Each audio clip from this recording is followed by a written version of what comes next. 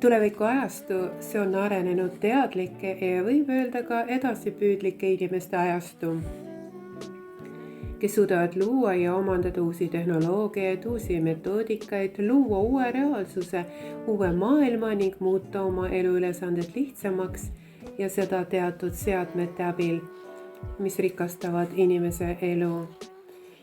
Ja need inimesed, tuleviku inimesed loovad maal uue ühiskonna. Inimhingedes olev valgus päästab selle maailma ja ellu jäävad ainult need, kelle hinges on valgus. See on eelkõige headus, inimlik headus. See on seisund, mis tõukab inimest enese tundmisele, enese arengule, oma potentsiaalsete võimete avamisele, oma uute seisundite avamisele, mida inimkond vajab uues maailmas ja see uus maailm on antud hetkel ka sündimas. Vana maailm on suremas ja samal ajal tuleviku inimesed, kes on teadlikud inimesed, arenevad inimesed, head inimesed, valguse inimesed, püüavad õppida, lugeda ja vaadata õpetlikke filme. Paljud neist väljendavad end loovuses, nad jälgivad oma mõtteid, need inimesed on aru saanud, kui kiireks on mõte muutunud. Paljud inimesed on isegi märganud, et enne toimub sündmus ja alles siis tuleb mõte. Ja siis tekib inimesel küsimus, mis oli esmane, kas minu mõte või juba formeerunud sündmus. Need on inimesed, kes mõtlevad homse päeva peale. Inimesed, kes pole ükskõiksed ega kasutud.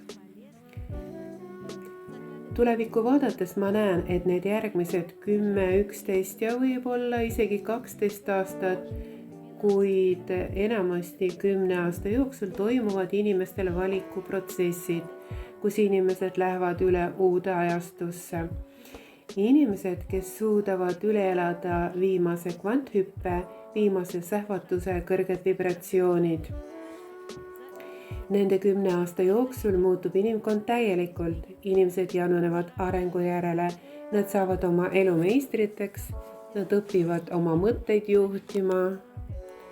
Nad mõistavad, kuidas luua oma mõtetega reaalsust. Nad oskavad oma mõtete, oma sisemise seisundi, psüühika ja närvisüsteemi kaudu ennast juhtida. Nad õpivad üksteist õigesti kohtlema. Nad hakkavad õigesti käituma. Ma olen nüüd kindel, et iga üksteist küsib endalt, kas ma jään ellu või lahkun sellest maailmast.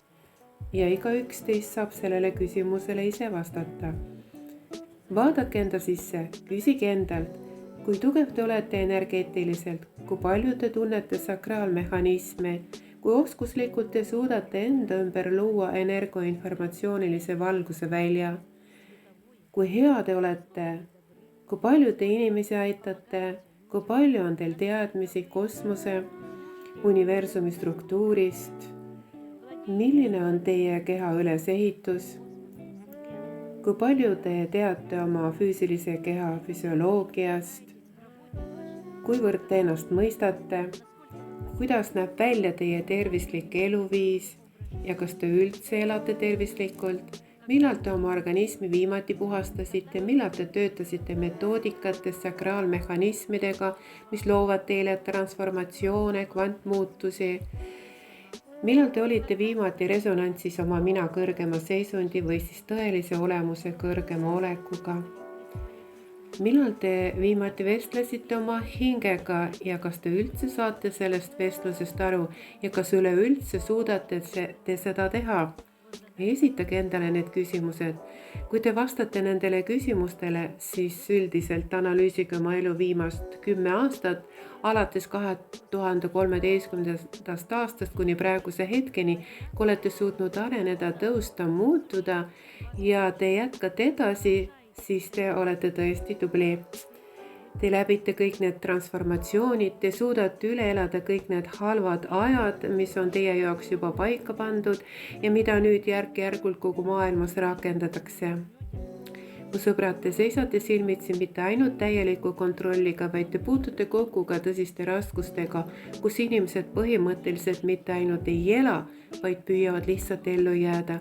Kuid mu sõbrad, head inimesed, valguse inimesed, loovad inimesed, avatud, ausad, lahked inimesed, need päästetakse.